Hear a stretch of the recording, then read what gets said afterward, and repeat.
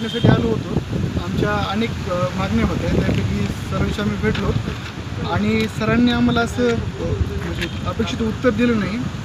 आणि आमच्या ज्या प्रमुख मागण्या होत्या की विद्यापीठातल्या सर्व गरजू विद्यार्थ्यांना वसतिगृह देण्यात यावे आणि जे गेस्ट संबंधित जे काही नियम आहेत की बाबा एका रूममध्ये एकच गेस्ट, तर त्याच्या संबंधी बी सरांनी काही आम्हाला विशेष उत्तर दिलं नाही। वसतिगृह क्रमांक 10 त्याच्यावर बी काही असं अपेक्षित उत्तर नाही मिळालं आणि डबल PG करणाऱ्या सर्व विद्यार्थ्यांना सरसकट हॉस्टेल मिळावं, ह्या आमच्या प्रमुख मागण्या होत्या।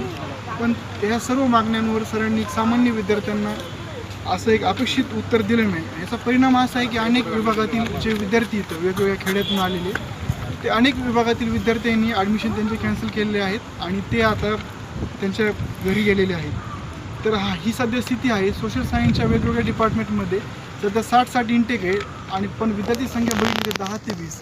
एक बाजूला आपल्याला दिसतं की सायन्स टेकमध्ये किंवा इतर डिपार्टमेंटमध्ये जी स्थिती आहे, सोशल सायन्सला ही अशी स्थिती आहे ही आपल्याला दिसते।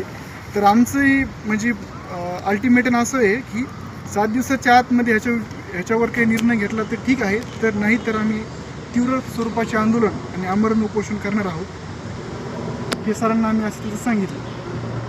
भेटण्यासाठी आलो होतो। आमच्या अनेक मागण्या होत्या, त्यापैकी सरांशी आम्ही भेटलो आणि सरांनी आम्हाला असं म्हणजे अपेक्षित उत्तर दिलं नाही।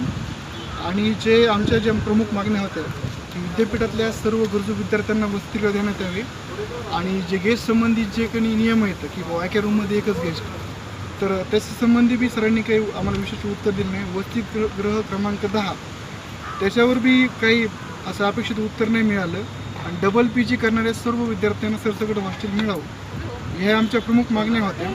पण ह्या सर्व मागण्यांवर सरांनी सामान्य विद्यार्थ्यांना असं एक अपेक्षित उत्तर दिलं नाही। याचा परिणाम असा आहे की अनेक विभागातील जे विद्यार्थी इथं वेगवेगळ्या खेड्यातून आलेले, ते अनेक विभागातील विद्यार्थ्यांनी ॲडमिशन त्यांचे कॅन्सल केलेले आहेत आणि ते आता त्यांच्या घरी गेलेले आहेत। तर ही सध्या स्थिती आहे। सोशल सायन्सच्या वेगवेगळ्या डिपार्टमेंटमध्ये सध्या 60 इंटेक आहे आणि पण विद्यार्थी संख्या बघितली तर 10 ते 20।